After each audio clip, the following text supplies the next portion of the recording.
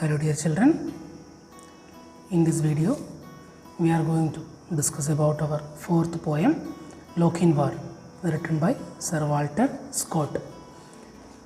Before we start the poem, let's discuss about the poet Sir Walter Scott. His lifespan is 1771 to 1832. He was an excellent storyteller both in prose and poetry. Probably he had written number of ballads. In this, even Lochinvar also is also a ballad. In this, he is discussing about the bravery of young people from Scotland. In this poem, we are seeing bravery of a young boy called Lochinvar, and what are the things he is doing to achieve or to get back his love. He had in this poem he has a lover. Her name is Ellen. She is going to get married. He already approached her family to get marry her, but Ellen's father denied that. So he planned to kidnap her or take her away from that from her country. So he is very brave. So he planned to go. He is going there. He is going to her country, and by making a perfect plan, they both are escaping from that country. This is the theme of the poem Lochinvar. There is a bravery. Lochinvar is ready to do whatever is needed to get back his lover. These all things we see in this poem. So let us discuss the poem. Let's begin. O young Lochinvar is come out of the west. Through all the wide border, his steed was the best. And save his good broadsword, he weapons had none. He rode all unarmed, and he rode all alone. So faithful in love, and so dauntless in war. There never was knight like the young Lochinvar. He stayed not for brake, and he stopped not for stone. He swam the Esk river, where ford there was none.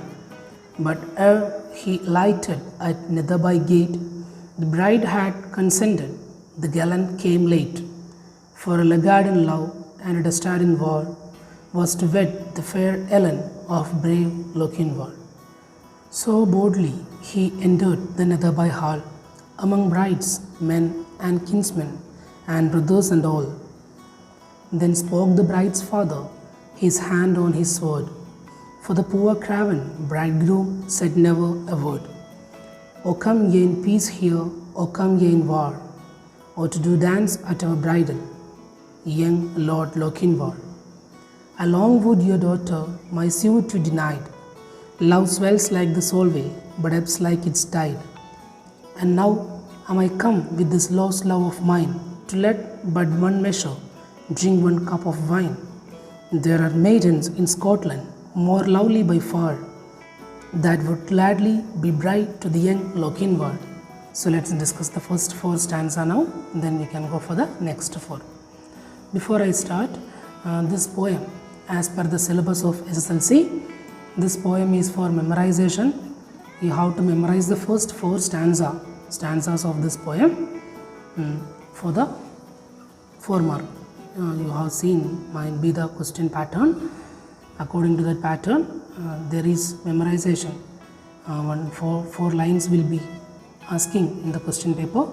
So you have to memorize this poem as well as last poem, Timble and the Body. This poem, first 4 stanzas for memorization. So let's discuss each stanzas. O young Lochinvar is come out of the west. Through all the wide border, his steed was the best, and save his good broadsword, he weapons had none. He rode all unarmed, and he rode all alone. So faithful in love, and so dauntless in war. There never was knight like the young Lochinvar. So here we see when the poem begins, we see the entry of Lochinvar. He is very young. The young Lochinvar is come out from the west. He is coming from the west side.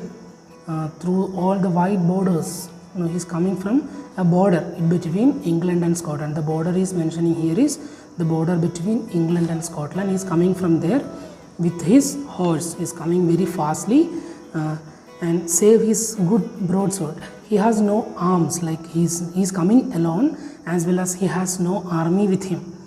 So he is coming only with a sword. He has a sword, except that he had no weapons at all.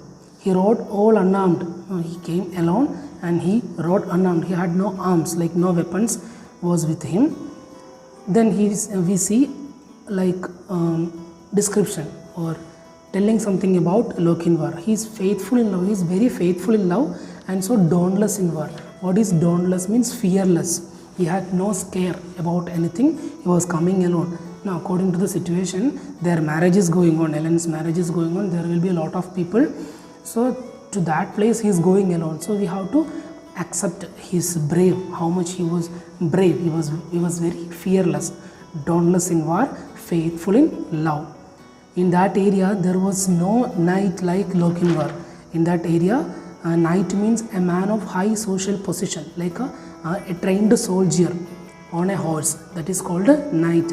So in that area there was no knight like Lochinvar. That much he was brave. He was very faithful in love and very dauntless in war. So he is coming to Ellen's place. Here Ellen is getting married. So before the marriage happens, our Lochinvar should reach there. So he is going very fastly. He stayed not for break and he stopped not for stone. So he is not taking any break. Very fastly he is going. He swam the Esk river where ford there was none. So ford means a shallow point where the river can be crossed on foot. Now some rivers there will be some shallow point, not so deep. We can cross by walk. In that Esk river there was no point like that. So somehow he wants to cross the river. So he swam the river. Somehow he had to cross the river. So he swam the river and he crossed it. But he alighted at Netherby gate. So before the marriage happens, he should reach there. Means means before. Before the marriage happens, he reached there. The bride had consented. Consented means accepted. The bride accepted because she might be waited for Lochinvar, but he did not come for the marriage to marry her. So she had no other option. So what happened? She agreed to marry another one man. He was not so good. He was not matching for this Ellen, because Ellen was very beautiful, very fair, as well as she was very bold. Here this bridegroom who is going to get married with Ellen, he was like a laggard in love and dastard in war. No, laggard and dastard means laggard means always who stand behind, timid personality. Dastard means coward, who has no dare. So this bridegroom who is going to get married with Ellen, he is laggard in love and dastard in war. He had no dare for anything. He is always standing, like lagging behind, that kind of one personality. That personality is going to get married with the fair Ellen.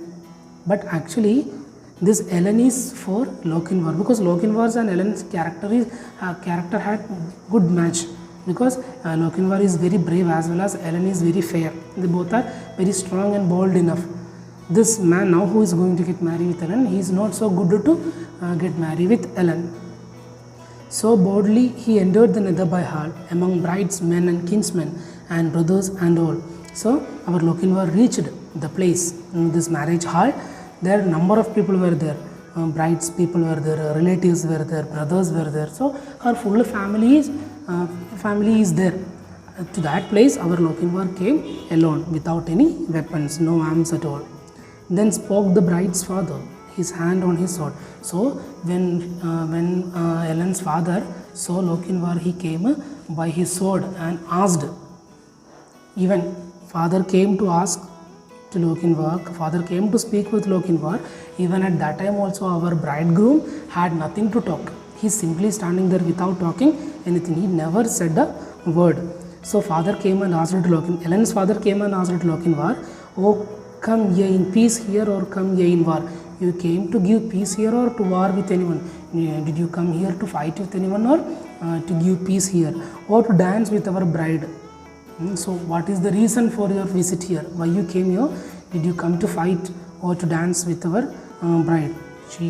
Ellen's father asked to the young Lochinvar. Along with your doctor, my suit you denied. Love swells like the Solvay, but ups like it's died. Actually, I wanted to marry Ellen. I have given a marriage proposal for Ellen, but you denied that. So, it's okay. Love swells like the Solvay, but ebbs like it's tide. Here, Solvay means the river that separates England from Scotland. It is a border river.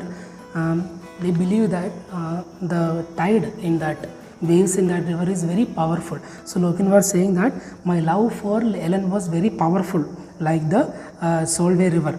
But now I move back because now Ellen decided to marry someone else.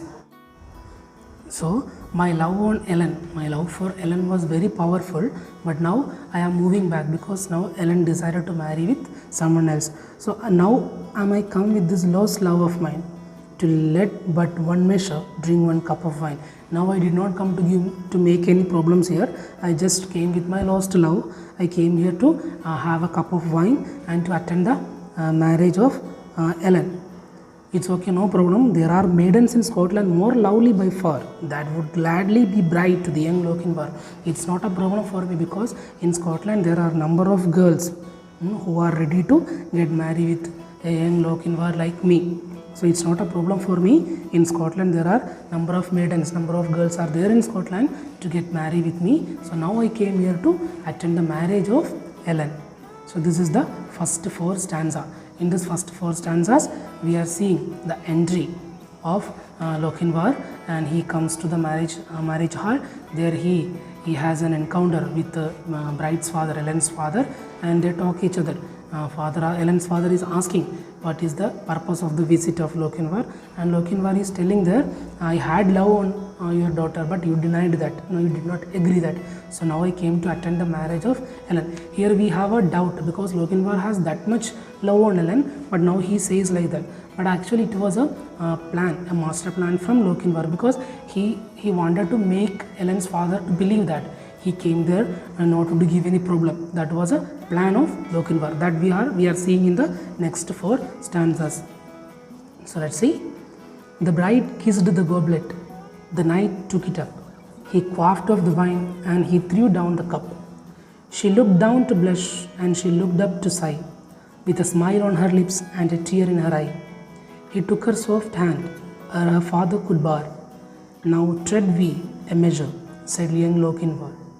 So stately his form and so lovely her face, that never a hall such a galliard did grace. While her mother did fret and her father did fume, and the bridegroom stood dangling his bonnet and plume. And the bride maidens whispered, 'Twere better by far to have matched our fair cousin with young Lochinvar. One touched her hand and one word in her ear, when they reached the hall door and the charger stood near. So light to the croup the fair lady he swung, so light to the saddle before her he sprung. She's won, we are gone, over bank, bush and scur. They'll have fleet steeds that follow, quoth young Lochinvar. There was mounting Mon Gramis of the Netherby clan, Fosters, Fenwicks and Musgraves. They rode and ran. There was racing and chasing on Canobie Lee, but the lost bride of Netherby never did they see. So daring in love and so dauntless in war, have ye ever heard of gallant like young Lochinvar? So let's see. The bride kissed the goblet, the knight took it up. He quaffed off the wine and he threw down the cup. Okay, goblet means wine glass. No? It's a shaped glass. Wine now people used to have a wine in it. Quaffed off means drank quickly. So here Ellen also she might be waiting for Lochinvar there. When she saw Lochinvar, she became very happy for that. So she had shown her love by kissing on a wine glass.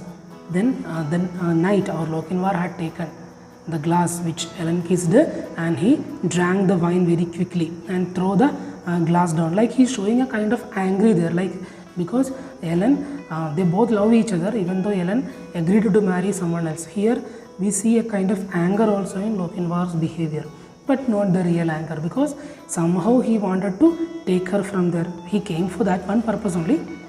So Ellen kissed on a wine glass and our Lochinvar had taken the glass and drank the wine. She looked down to blush and she looked up to sigh. See, with one kind of like shyness, she just looked down and she raised her face with a kind of very, we can find a happiness in her face with a smile on her lips and a tear in her eye. She made a smile in her lips and a tear in her eye. Here one mixture of emotions we can see from Ellen. One side her lover Lochinvar came to take her, and one side she wanted to go from there by leaving her family, and also this mixture of emotion we are seeing from Ellen here. He took her soft hand, her mother could bow. Before her mother comes, Lochinvar went and had taken Ellen's hand. Now tread we a measure, said young Lochinvar. Measure means a slow and stately dance.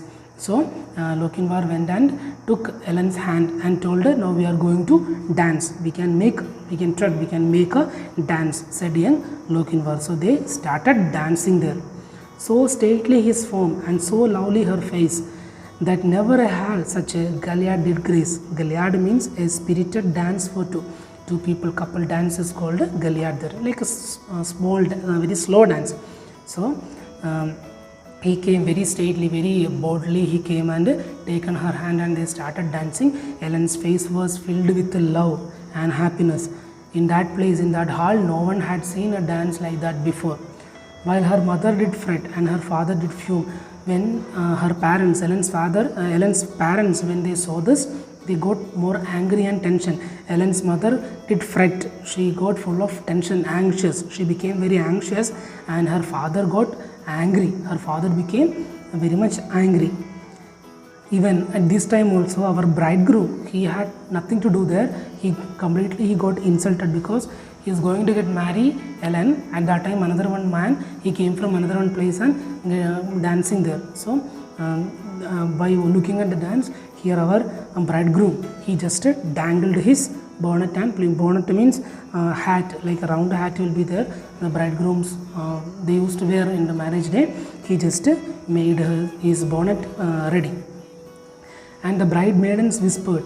So when our Lochinvar and Ellen is dancing at that time, the people who stood nearby that place, where the dance is going on, who are watching the dance, that cousins, relatives, they just whispered each other, this is the best pair. For our Ellen, Lochinvar is perfect match. This man is not the correct match. This pair is the best match. Lochinvar and Ellen is the perfect match. They are very better to see. They whispered like that. So they agreed that this is the right pair. The relatives and cousins all, they said like this. One touched her hand and one word in her ear.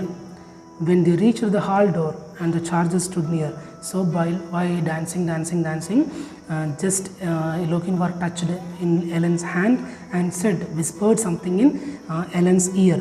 By that they danced and they moved to the door, hall door. There Lochinvar's charger means horse, not a normal horse. These kinds of horse, which are used for a battle, like in a battlefield they use it, will be very fast and will be very active in the battlefield. So this charger was standing near to the door.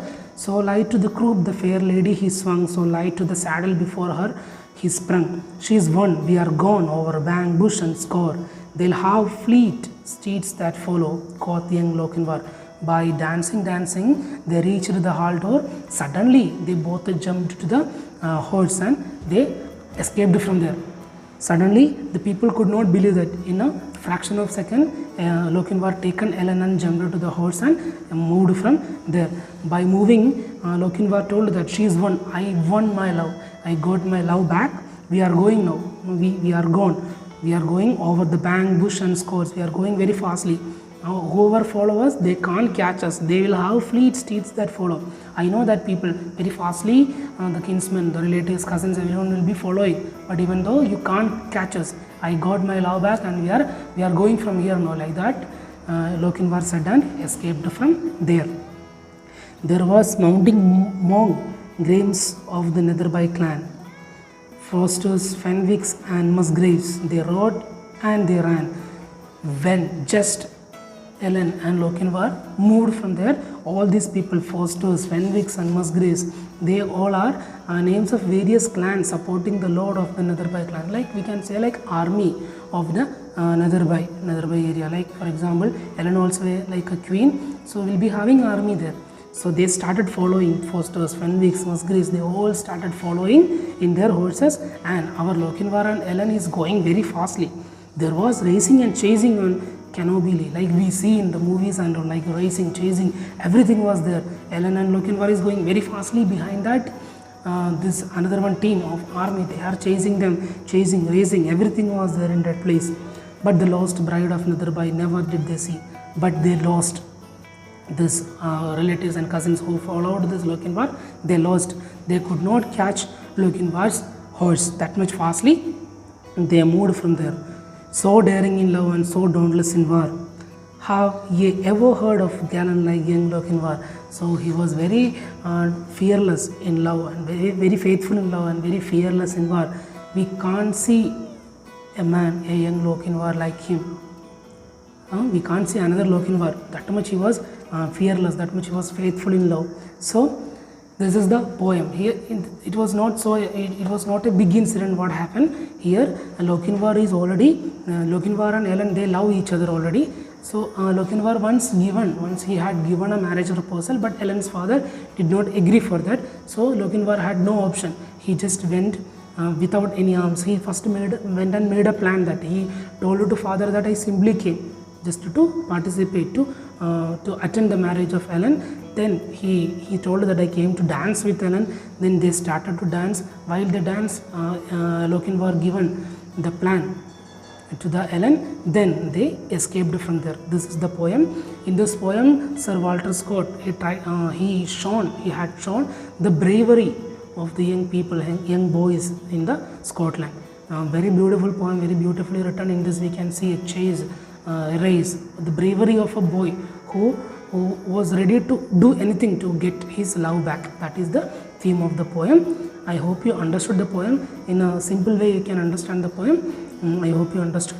See you in the next video by the next chapter. If you have any doubts in this poem, you can ask in the comment box, and the glossary already will be giving in the description box. So take care. Bye.